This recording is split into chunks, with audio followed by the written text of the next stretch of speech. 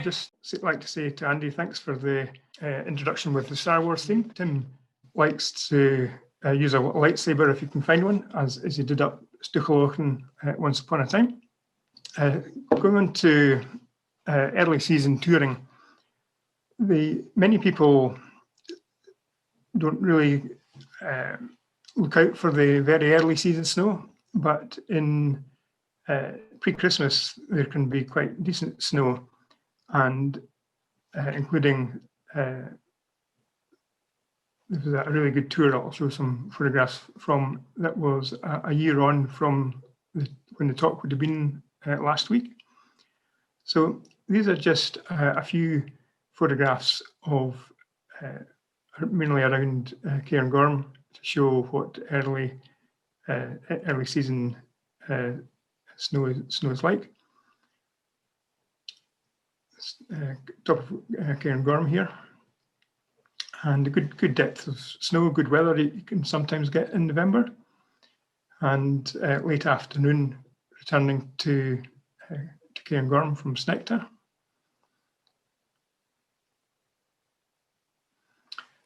Now this is a Garmin map share illustration of a small tour. In fact, this is the one that was done the year prior to the talk last week. On this occasion, I skied up behind the lodge, to get onto the good snow quickly. So this is looking across to Ben Vane with deep snow. And McDwee, and surprisingly good weather. Back to Cairngorm, across Shelterstone Way. This is on the far side of Cairnlochan as part of the Northern Quarries. There's not many people about. So that's just to see what can be done in November. However, one of the things that you might do for an energetic week or 10 days in Scotland would be the Scottish Haute Route. Now, this isn't done very often because of the conditions. It was conceived by folk in the SMC back in the 60s and 70s, and done in the style by Finlay and Roger Wilde in 2010, when it was a good snow year, which this year could be. So back in 84, Fiona Stewart, Brian Collier and myself tried to reverse this. Now, because of the weather, we ended up with a lower level route and avoiding avalanche conditions as well.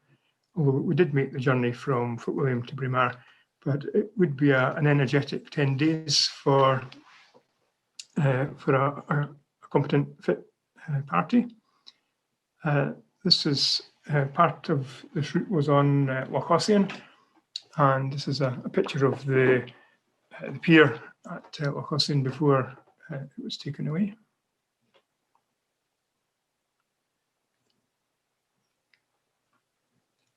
In those days, this was pre-mobile phone, pre-Scottish Avalanche Information Service, which was making things up very much under our own steam. There's quite a variation in routes that have been done, but most of them go through Dalwhinnie. This is Newretch and Bothy. Now, the Bothy system is very useful for this route, although they are actually closed just now because of COVID, and there's no longer an open fire here. It's been changed to a stove.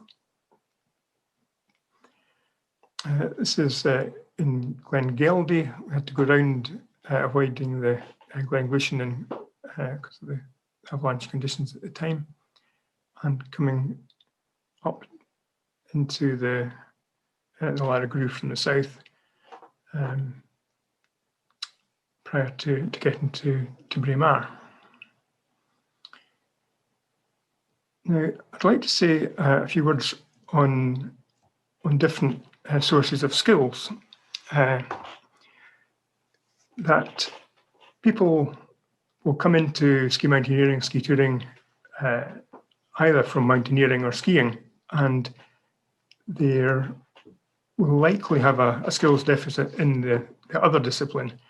So learning the craft is very much helps the enjoyment and safety, and there's lots of places for acquiring good knowledge.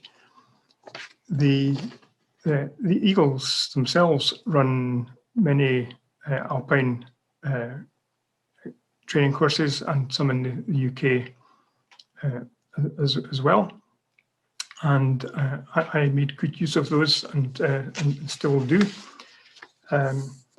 That's one of the things that in the past I done courses at Glenmore Lodge and sort of mountain craft and avalanche awareness and the like. One of the good pieces of training in the Alps has been with Roy Henderson, who's I found was instrumental in changing me from an S2 skier to an S3 skier, which is part of the Eagle grades, which I'll come back to. Roy is usually hugely busy. However, with COVID, things are different this winter. So if you're used to going with a guide in the Alps and that's not working out because of COVID, then Roy could be the answer to that. I see I found Roy's tuition hugely helpful.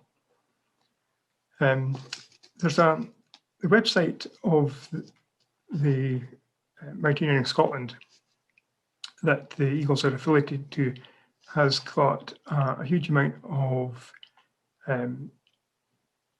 training material on it, especially navigation. So if you go into their site and search for navigation, there's a whole host of pieces of information and exercises, videos, quizzes, and the like. So if you've come into this, into ski touring from a skiing side, that on the Mountaineering Scotland website, there's all sorts of useful stuff. So if this is things that you think you'll find useful, then it's a really a good place to go. Now, under the working out where to go and how to go, snow conditions is a really good place to start. And the Scottish Avalanche Information Service, as well as providing avalanche courses, avalanche forecasts, have a daily blog for their 5 different areas that show photographs of interesting things in the snow. So it's very good just for working out where the snow is, both at levels and on aspects. Ski centre webcams are good for understanding snow level. Many ski car parks can be where tours start as well. If you're going somewhere obscure, then putting in a Google alert a couple of weeks before you go is useful, because people who have made hill blogs and the like can come up for obscure places.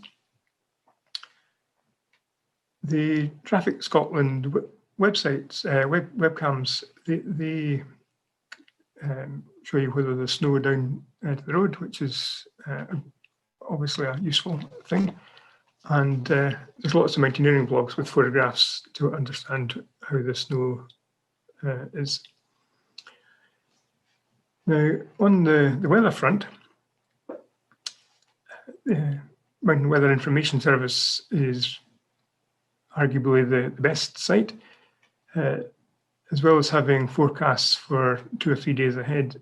It also on Tuesday and a Friday, it has a week ahead forecasts, which is good for seeing how it's going to be in the mountains a little further out. There's often future weather information on the avalanche site as well.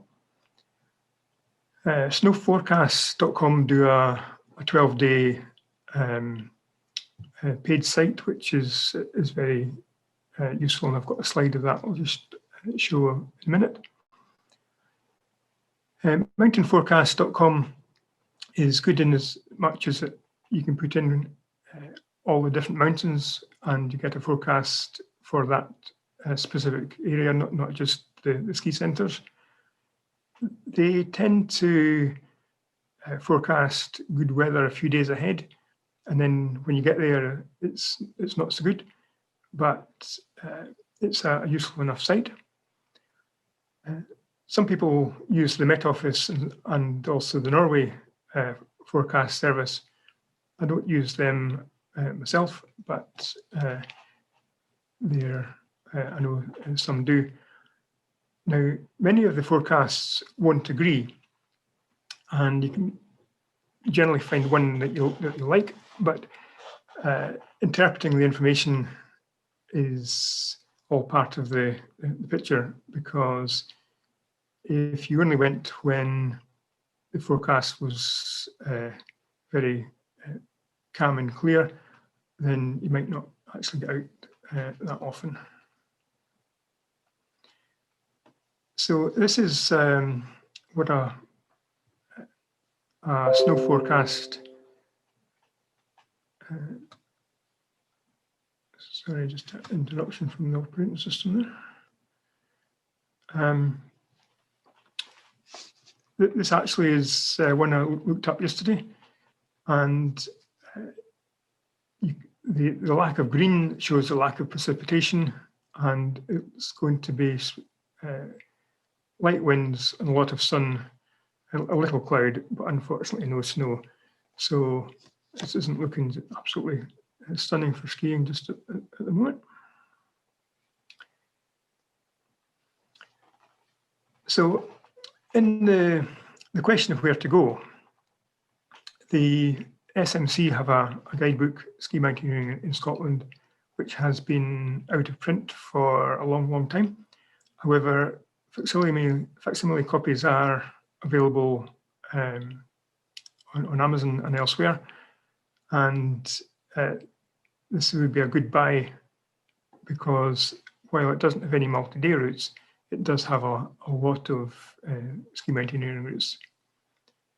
There's a new series that does Glencoe and Nevis and thereby that concentrates on the steeper stuff. Now, the Scottish meets are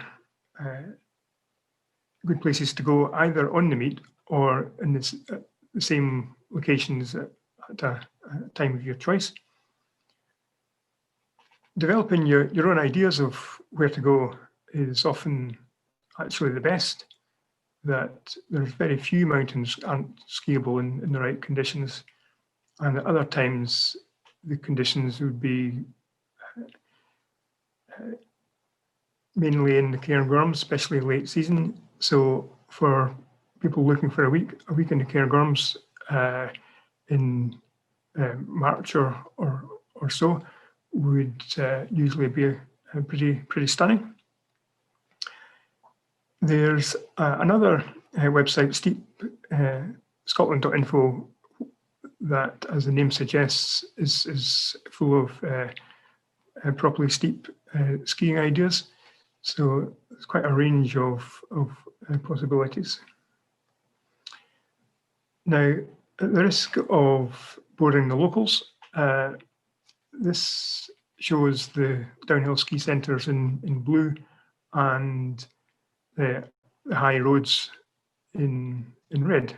Mochter, a lot of good skiing from there. The Lawyers Road which isn't actually cleared, but is a really good access point for various hills around there. There's a lot of cottages half dozen or 8 cottages available of different sizes on the Choire estate, which is accessible both by road dependent on the snow conditions and by the train to Choire at 400 metres. And Choire would indeed be another place to go for a week. There's 10 skiable Munros, including Benalder, Choire and others around there. So that would be an excellent place to go for a week. Now, Newton Moor, where the club have the dinner, is well placed for Dromoctor, Cairngorms, Monolea, Creameggy, Advericky. So that's a good place. So I want to say a little about things that I do on navigation tech and gear. Now, this isn't comprehensive. It's just a number of little things that I find useful that might be people might like to share with. Now, many people find step counting and timing confusing. However, as part of my navigation, I print my 1 to 25,000 maps off at 6 centimetre kilometre squares, and I print my 1 to 50,000 maps off at 4 centimetre kilometre squares. And I have a simple aide-memoir on the timing for this, which on a map printed at 4 centimetre kilometre squares, that timing is 3 minutes per centimetre plus 1 minute for a contour. And so this works whether this 4 centimetre per kilometre square is printed at started out as a 1 to 50 or a 1 to 25 map. I'll just let some more people in.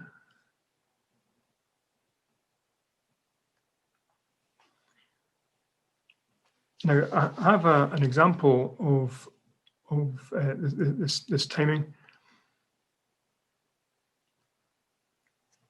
which is actually on Benadryl in Dromoctor.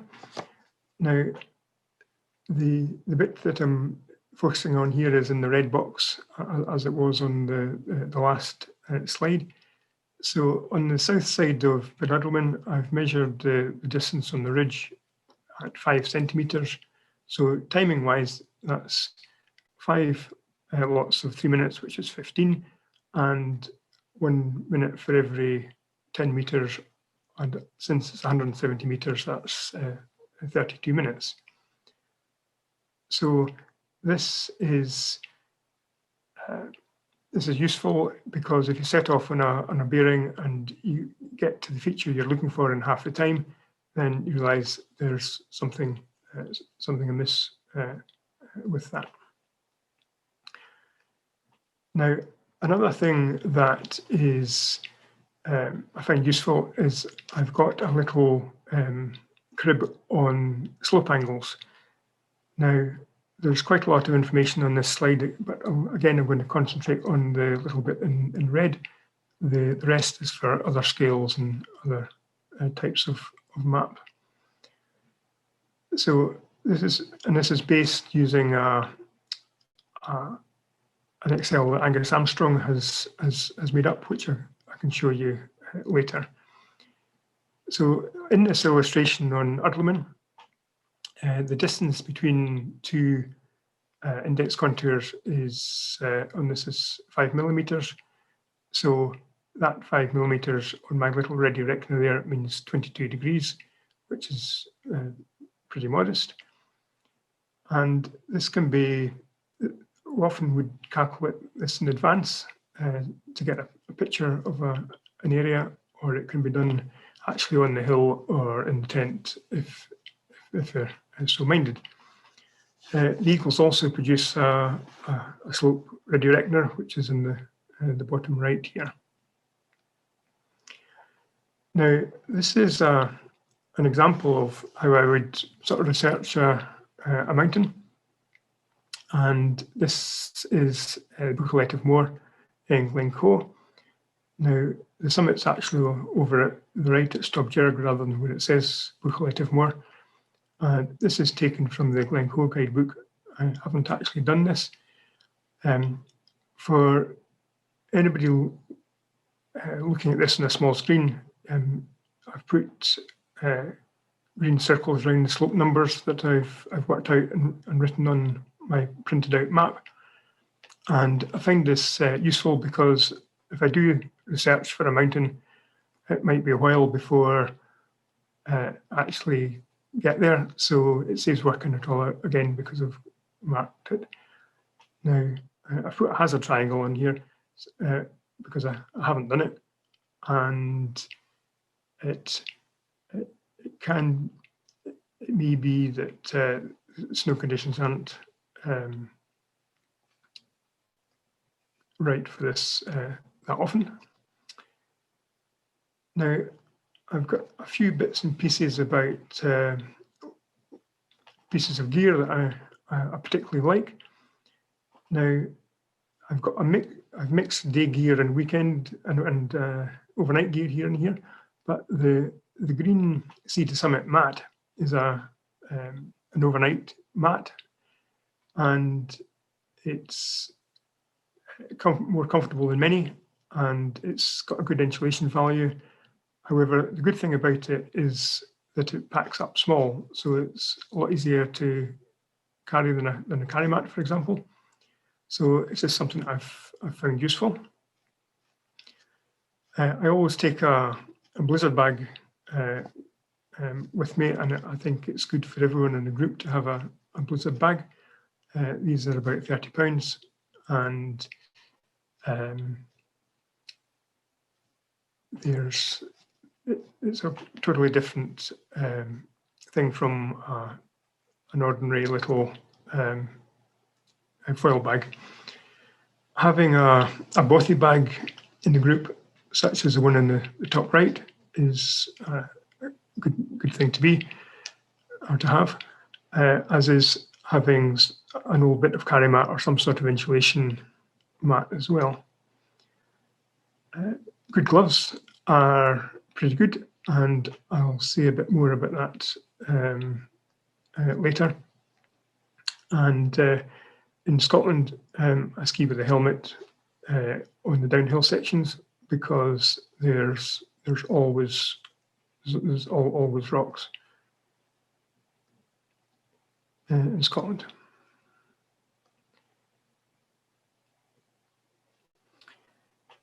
Now, people have their own personal preferences for tech. My tech is all pretty traditional. I have a pressure altimeter. I have an old-fashioned GPS with a stylus, which is an old paintbrush that I use. This is powered by everyday AA batteries, and I carry spare in my jacket for that. As well as a trusty compass, I carry a spare compass also in my jacket, partly as a precaution against reverse polarity, which can happen, particularly if people have a smartphone, which you'll notice I don't have a smartphone for the hill. I do have a Garmin InReach. Now, this is a two-way satellite texter. It has other features. It has a monitored emergency service. It has a forecasting service, which we put to good use in Greenland. So it's a handy tool, particularly for if you're going out on your own, as I do. Now, also on here, there's a VO Pebble mini stick, This is a power bank that weighs 62 grams. It will charge an iPhone. It will charge an InReach. An InReach battery lasts a good while anyway, but I dare say in an emergency situation where there was a lot of traffic on a multi-day thing, it could be useful to have a backup on that. I also carry a magnifying glass, either for examining maps closely or as an insurance against damaging my specs.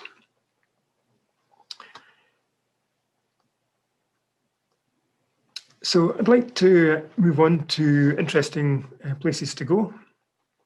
And at the beginning, I said that this was aimed at experienced ski tourers. However, I'd just like to say that a line in the map doesn't necessarily make it a safe place to go. Conditions vary all the time. Now, this isn't a full route. This is just a slope that's very easy to overlook. This was introduced to me by a chap called Jungle, and it is particularly atmospheric.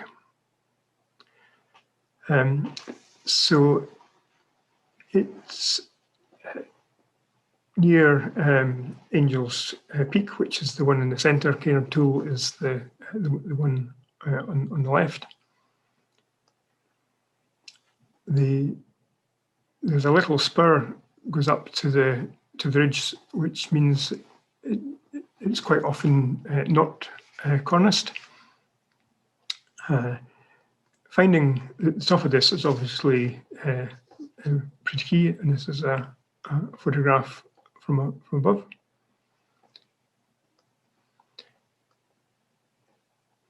Now, the top section's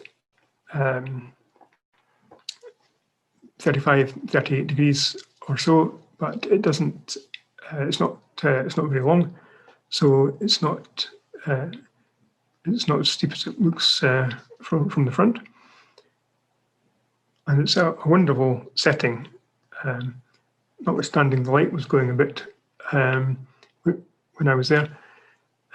But this whole Garth Corrie is a wonderful remote piece of mountain, which I'll show that on a map later. This is the same route on a different day, just to see it from another direction. Now, this is a tour. This was very late season. This was 19th to 21st of May, which was quite amazing. We skied down beside the March Burn. Now, there's various photographs that I'll show that things look steep, but they aren't particularly. The March Burn is definitely very steep, about 45 degrees, and there are many snow conditions. I wouldn't go near it at all, and there are other ways of getting to Bredere without going down the March Burn. I'm just letting a couple of people in. So on this trip, we camped at the Pools of Dee in the Lara Grue and skied up the slope on the far side the following morning. Now, this slope's quite difficult to find out information on.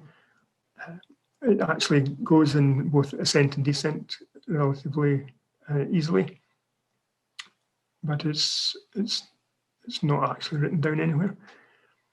Now, the tour is the red one in a clockwise direction. The various purple lines that are on here are other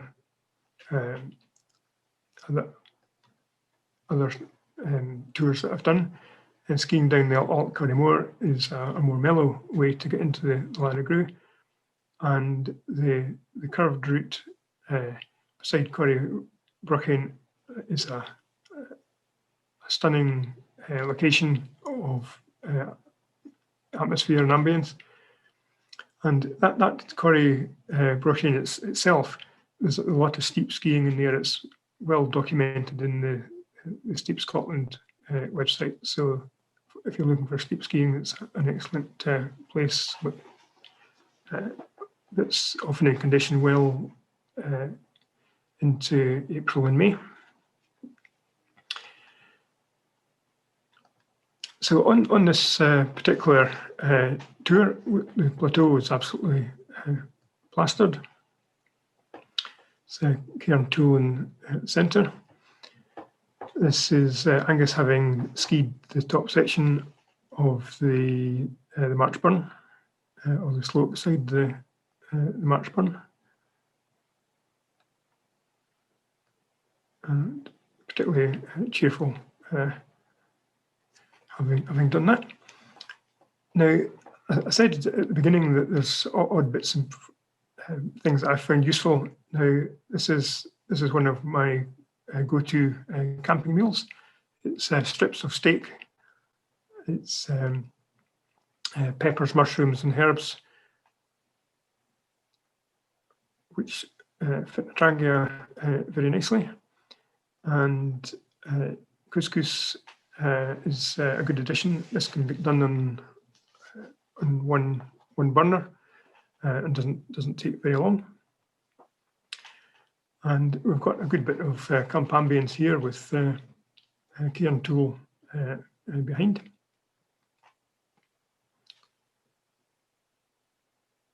The sleeping bags aired in the morning. So heading up the other side, you can see where we'd skied down beside the Marchburn prior, and the upper section is less steep in heading up to Schronlarrig. There's often big cornices on Brearich, so in Bad Viz, I need to be careful with this one. So I've added an arrow to the left of this slide, which this is a slope that's become my reference slope for a low 20s degrees site slope. So I know if I see 22 to 25 degrees on the map, then this is what it's going to feel like.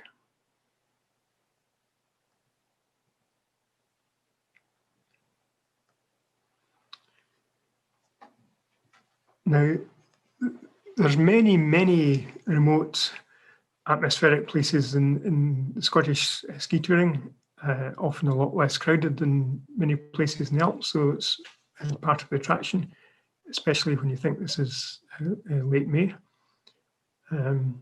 Although it wouldn't necessarily be this good most Mays.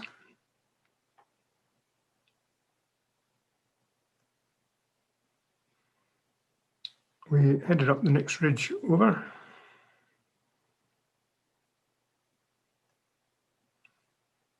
And then we skied the descent back to the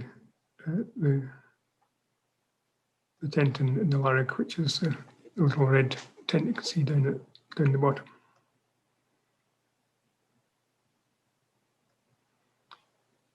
So next day we're heading back up the Marchburn area with crampons on.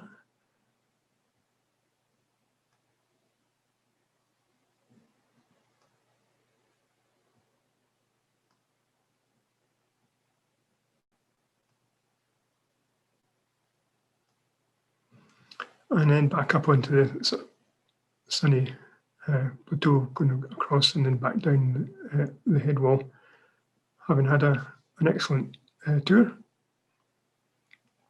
From Aviemore, you can see the descent and reascent routes of Brearich.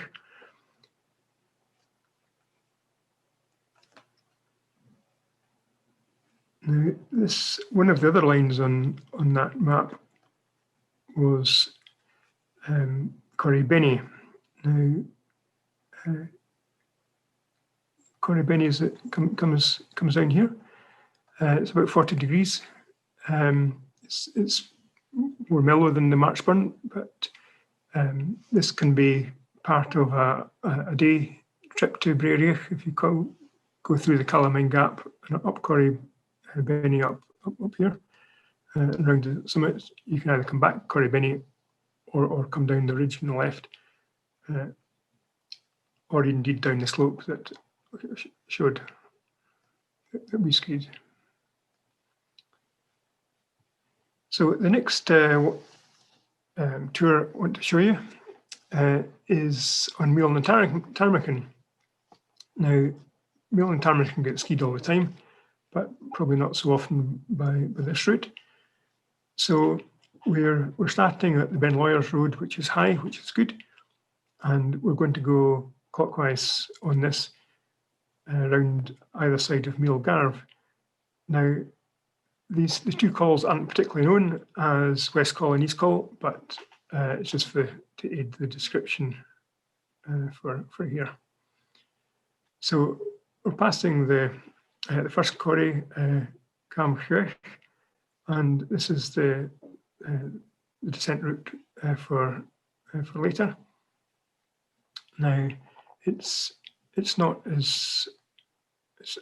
really gnarly. It's a nice, a good ski. So this is heading up to the West Call.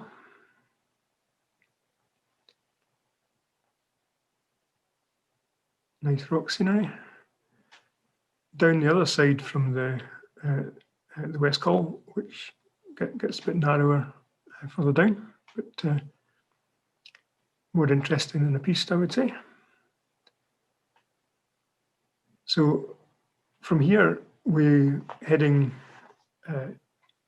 east again and make our way round to the summit near where this photograph was taken and back. We're reversing from the summit back towards the top of the East Call, where we're going to descend the line that we saw.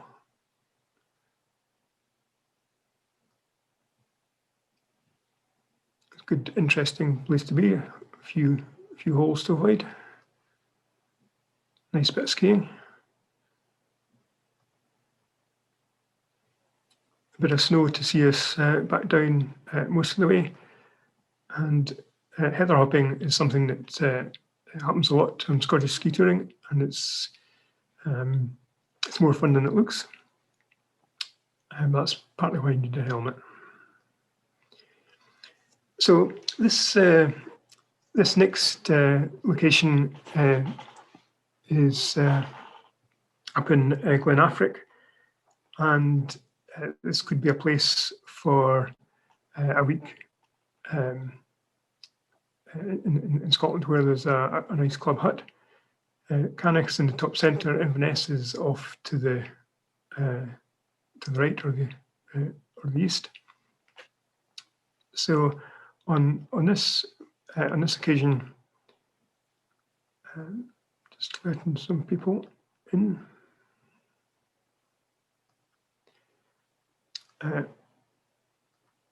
On this occasion, we went in on a Friday, and there was a hoolie coming through on Saturday, which suited us quite nicely because that really helped the snow conditions.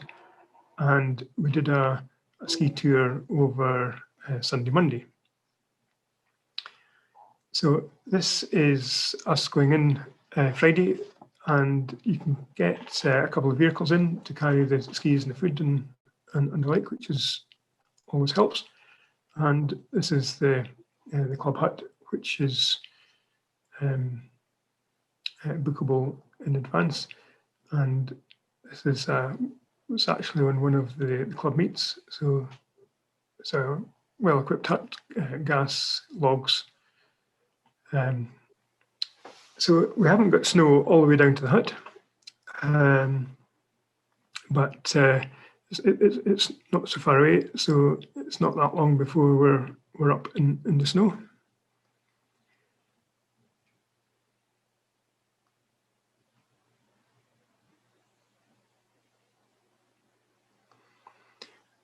Once we're up, we can see Munros and Carnay, which are also possible to ski from the hut here.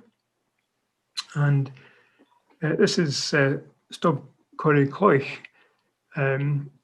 Many of the Gaelic names are useful. This is the peak of the Choire of Stone, and there's certainly a lot of stone around here.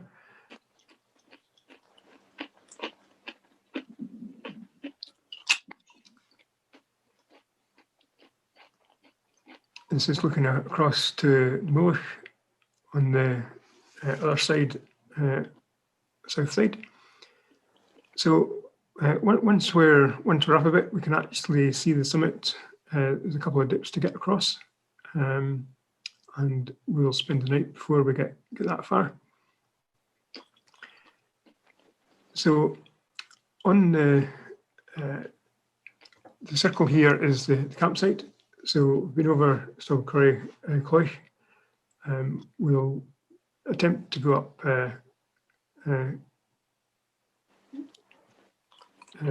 caravan in the morning, and there's a ramp, a 27-degree ramp to locate to get back down out the quarry. So we're settling into our camp here. Where, for those not so familiar with snow camping, your skis and a shovel is good for getting a good base, which we are, and you can use the skis and your poles as anchors or blocks of ice or other things, because you wouldn't normally use tent pegs. So we had a nice sunset as well, and the jaggy hills in the distance are the Choire. However, it looked a bit different in the morning, and it was actually blowing a bit of a gale as well. However, we dumped some gear and headed up the ridge, which was successful, and managed to ski amongst the rocks on the way down as well. So we were happy with the ski down as well as the ascent. We found some nice snow going to the south before getting onto the ramp and back into the Choire of the Stones.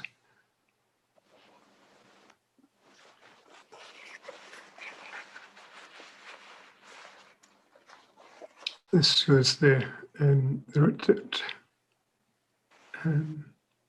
we were on this occasion, and we're suitably tired by the time we got back. Now, this is the way I would go if I was going up to Meall. Meall's off to the north from here, and the key passage is finding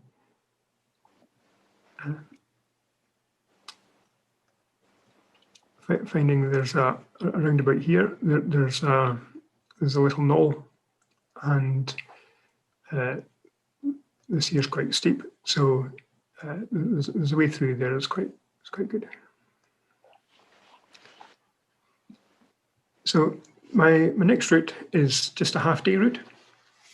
This is at just south of Glen Affric, and there's a nice gully descent, which, while it looks steep from the front, it's only about 24 degrees.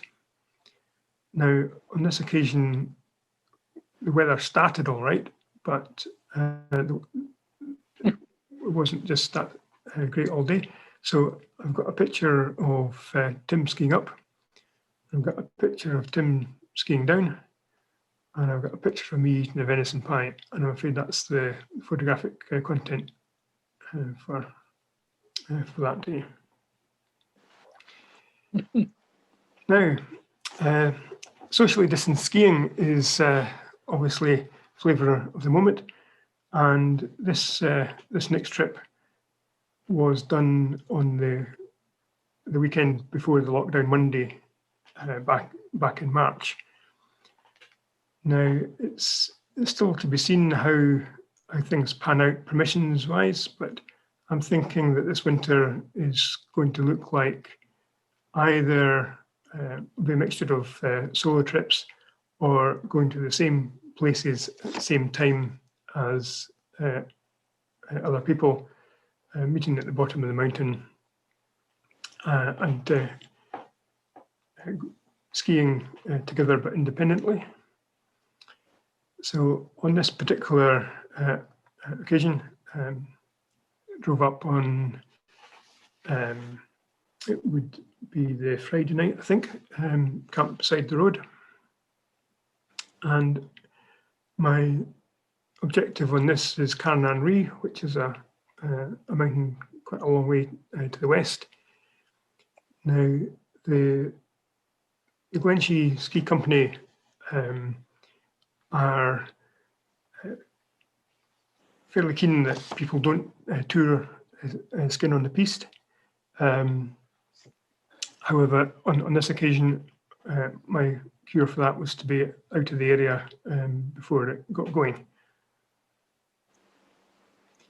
So this is one ridge over, still a long way to go. Because this is springtime, the gears are a wee bit less and the sun hats come out. I find that my rucksack in Scotland is always heavier than it is in the Alps. Kind of a good bit more gear. Communications are a lot less certain, and being self-reliant is definitely how it goes. This image shows the ascent of Sgurgai that I climbed on the way back. So this is another screenshot of a map share from the InReach, and the little blue dots are pings, which you can set to 10, 20 or 30 minutes on automatic tracking, and you don't need to have the tracking on. Sometimes I do and sometimes I don't. The red circle is where we are just now. The green circle is where I'll end up camping, and I had an open mind on what I would do when on this trip, but since the weather was good, I made it out to Canry and back to the loch for a scenic campsite. This is looking across to Glas Tullakin, which is a good ski Munro in its own right. Green circle is the little frozen loch that we're going to end up camping beside. But by the time we're this far over, we're out of range of anybody that's out for the day, and plenty choice of route here. Now, by this time, we're actually on Carnan Ree, and this is looking north to Devil's Point is the dark one on the left, and Carnamaim and McDoey on the right. Other unusual angle from here, this is Ben Vrotain, which is another good ski mountain. And actually Ben Aglow. This is Ben Aglow beside Blair Athol, which you wouldn't normally associate with Glen Ski. And another fine ski mountain, actually. So because this is March, there's good daylight, getting some evening light on the return, and had camped beside the loch, which is back at the green circle. Now, in the morning, the weather wasn't brilliant, so I decided not to climb Ben Uren more and headed back over Carnegie. And this is the catering arrangements for this trip. I would often take fresh food for the first night and dehyde for the rest, and a snack of goodies for lunches. And I had some more dehyde, so I could have stayed out for longer. Now, another thing that is a regular feature in the Scottish touring is river crossings, of which there's various ways of getting across. Now, on skis, having your boot over the river works really well, rather than going down into it and out of it, trying to stay across it. It's good, and it's not as precarious as it looks most of the time, although Angus is quite good at precarious as well. Different kinds of rivers, different techniques.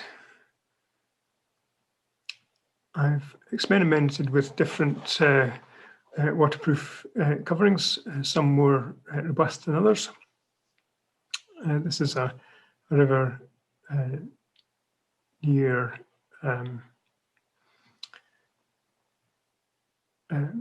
Meall one day. This is the same river with Stephen Alley's dog, not bothering with any extra gear, just going for it. There is the tried and tested taking your inners off and wading the river. Now, I've done this many times. This works pretty well. You have to be slightly careful not to lose your shells. I find that if you put a pair of socks on, spare socks, to have inside the shells, it's a lot more comfortable. I've also experimented with dog food bags, as Angus calls them, techno chappies. So this actually works quite well. A couple of or half a bootlace at the top and round the ankle. Now, this is the Roy Henderson approach, which is a sort of airborne version. So you need a good balance for this one. Next method needs less balance. That's bridge. However, it doesn't always. Bridge in the maps isn't necessarily going to be stunning. Now, these two photographs are in the same place, and it would be quite a serious river to cross this one on the left when it was, because there was a lot of ice in the river. However, on another occasion, it was -15, so we could just walk straight across it.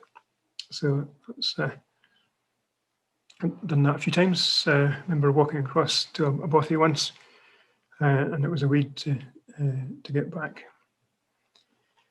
Now, we've had a lot of good weather photographs here, so I felt it would be inappropriate not to have a few blizzard shots. This is Steve Lenatovic out in the weather, and there's a person in here. Angus is looking for where to go here.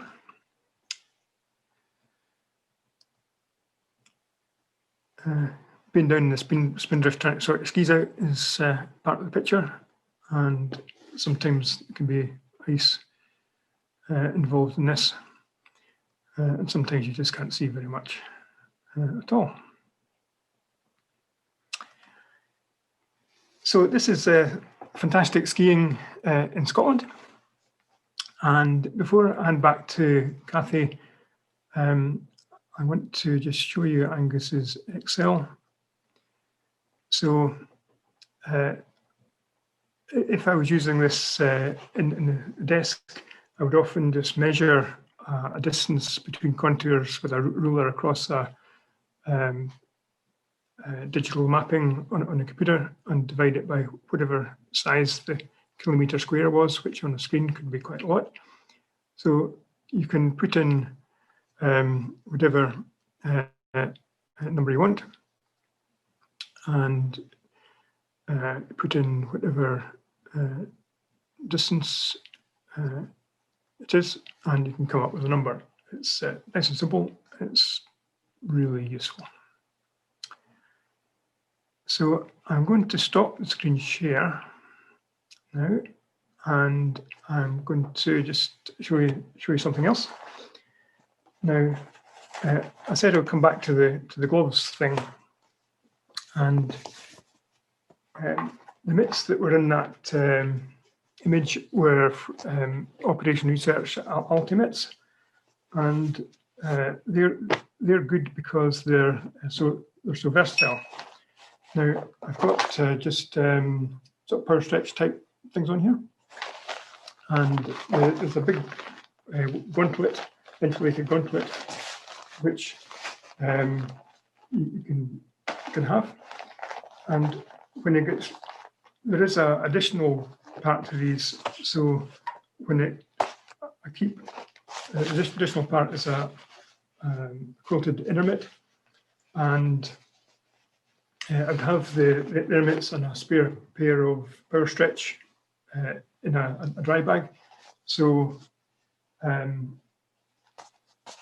if it got particularly cold, I would put the whole lot in together, which these come in different colours. I've selected these colours so you can see what's going on. Now, what's good about these is they're quite dexterous, so you can still do things. I've got a camera here, and I'm going to switch the camera on, take a photograph, put the flash away. I can switch the camera off again, and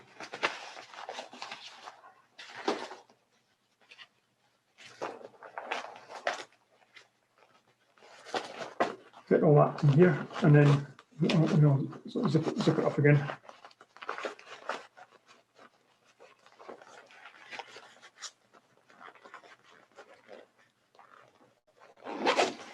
And many mitts you can't do anything like that with, so they're good for that. So I think, Kathy, I'll unshare my screen. Okay, that's great. I think we should be unshared. Thank you, Alan. That was even better the second time round, and with a couple of extra treats for the people who came this week. For anybody who doesn't have the chat open, firstly, people have dropped in some really good tips while Alan has been talking. Suggestions for getting weather information and some suggestions for modelling. So if you don't have the chat open, just have a quick read through. You might find something there that would be useful. And then if anybody's got any questions for Alan, if you could type them into the chat, and we'll pick them up that way, because it's just easier to manage. But for the meantime, let's start with one from me as somebody from sort of outside Scotland. I mean, how do you know you're actually going to have any snow when you head off to some place elsewhere in Scotland? This is where the photographic research comes in, and also you build up a period of a time. But even just looking at the websites that I've mentioned there, you can pick up quite a bit of picture, and by following the wind directions, You can learn. You can learn enough to know whether it's going to be a goer. So you don't need to be fussy, mind you. If there's snow down to the road, that's pretty good, and it's not going to be the base may be restricted to higher up, but that's pretty good for around here. Great. A question from Tim. Any good tips for moving in very low visibility?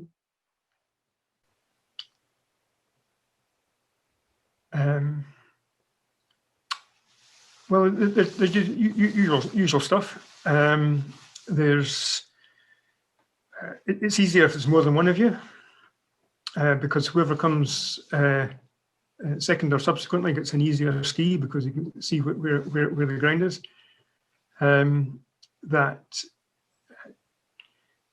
Moving in a straight line rather than zigzagging, so it might have to sacrifice the skiing experience a bit.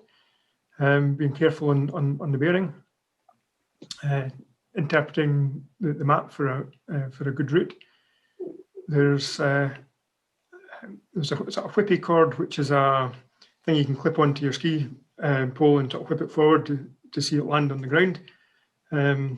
Is useful. Rocks are good for seeing what's going on as well. It's just being careful. And a question from Andrew. For hiking in, would you always hike in your ski boots, or is it ever worth hiking in hiking boots and carrying your ski boots? I've done both. I'm fairly protective of my soles of my ski boots, and one of the reasons that ski boots have got lighter is that the soles have got thinner. And I have had boots where I've gone through several soles, or maybe four soles on a pair of boots, and often the subsequent soles don't last as well as the original. I've got a pair of, sometimes I've carried bendy boots for approach, and other times I've actually carried proper boots, and sometimes I've put them in a poly bag and left them under somewhere and picked them up when I've got back. So it's one of the advantages of the multi-day thing is you only have to do the carry once, so you get more skiing time for your carry time. But there's different options on that. Right. A question from Scott. Is it necessary to have ski crampons in Scotland? Harshizing, yes. I have mine hooked onto a loop and waist belt, which I like, because they're nicely accessible, and I put them in the rucksack for descents. But yes, definitely. A question from Doug, who 20 years ago moved to France, but he's saying back in the day, maybe half the skiers were on Nordic gear. Do you still see that, or is everyone on Alpine touring gear now? It's not half, but I've skied with people in Freehill in the same group, and I'm amazed at some people's skill, and in the Alps as well, actually. So I'm not. I don't have any Freehill skis myself, but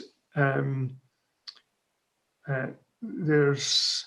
I don't know what the ratio is, but it's probably 80 or 90% Alpine, especially the sort of places I would go. More possibly, but there's a few well-skilled experts in Freehill. Graham Wallace saying he really enjoyed it and asking if you've got any tips for shorter tours when there's not much daylight in December and early January. Start early. In the Ski Mountaineering in Scotland book, there's lots of tours that are 6-7 hours. You can, likes of the the Northern Corries tour at Cairngorm arguably isn't a full day tour, but yeah, just plan where to go. Making it up as you go along is often leads to good adventure. And on that, the last Carnanree trip, I had a very flexible outlook to where I might have spent the first night at the Loch on the way out. I could have camped in different places, so flexibility is good, and that applies for a day as well. But even in a December day, you can get a good touring. A question from John Barnard. What brand are your gauntlets? He's saying he'd struggled to find big enough replacements for his old ones, which are falling apart. They're operational research ALTI, ALTI mitt. There's often a deal to be had late season on them, but they're excellent. Yes, I use them as well, and they really are excellent. Another question about how often do you actually have to do ski repairs? I assume this means out in the field, and what are the kind of things that actually go wrong? Very rarely. However, if you use Dinner Star branded skis and Dinner Star branded skins, you'll be familiar with the wee rubber piece at the top that pulls forward and goes through hook in the ski. It'd be useful to have one or two spares of those, because they don't last very long in the heather. I did have trouble with the Fritchie Vipec brakes not releasing. I tried different brakes, I tried filing things, I tried lubricating things. However, I ended up replacing the heel section with the Tecton, and that's works very well for me. But I think bindings are a lot more robust, or certainly the number of times you need to do field repairs will be pretty remote. So I do carry a screwdriver, but I don't carry a Leatherman. I carry a scraper, a bit of wax. Great. Just pointing out to people that people have been posting suggestions for short tours in the chat. So make sure you're following the chat, because there are a lot of people with a lot of experience on the Zoom course. There's some great ideas there. A question from Tim Moss. Could you advise the best times on average to visit Scotland for good snow, but without the Scottish River?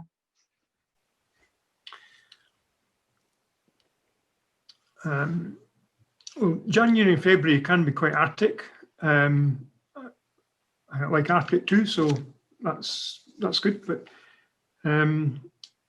once you get to say the end of March, things can become a bit unpredictable. So the Cairngorms will be good, but the skiing elsewhere could be a bit thin, unless there's a late fall, which there quite often is. But a week in April in the Gorms would often work well too. I've had blizzards in May too, so it's all lots of variation. Right, just to quickly answer Hugh Maguire, who put a link in about the gloves. Yes, that's the right link. Those are the right gloves. Great gloves.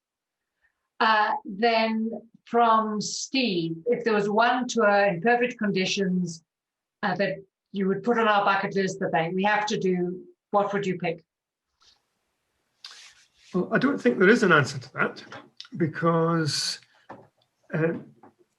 going with your mates can be good regardless of the location, and going somewhere new can be have good adventure factor, even though by the very nature of it, you don't really know how it's going to pan out. So I like the adventure and the desolation and the bit of ambience. And a lot of that comes from going somewhere new. So there isn't I mean, there's lots of things I happily do again. That Ptarmigan tour, for example, is good, interesting skiing. Not that long a day actually either. So yeah, flexibility and going new places and just having an adventure is what attracts me. A question from Paul Wright. How does the March Burn compare in steepness and seriousness to Ben Nevis Gullies or Easy Gully on, I can't pronounce this, Moor? Yeah, that's fair pronunciation.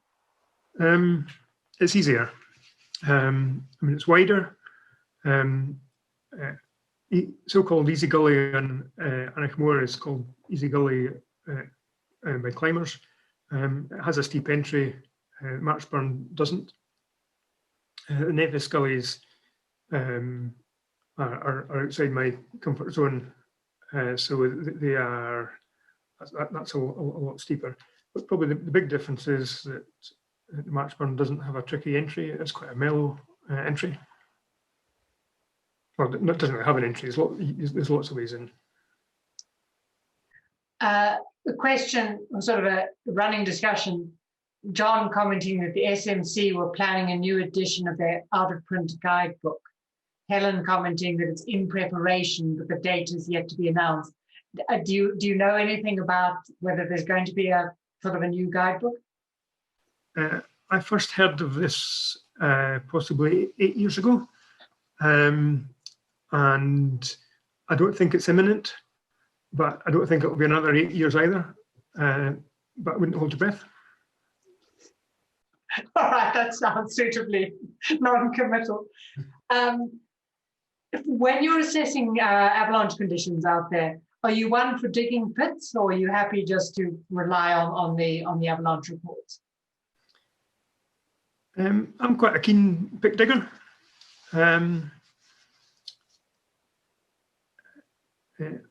It would be very rare for me to do a full roots block. That hardly ever happens. However, a little pit, yep.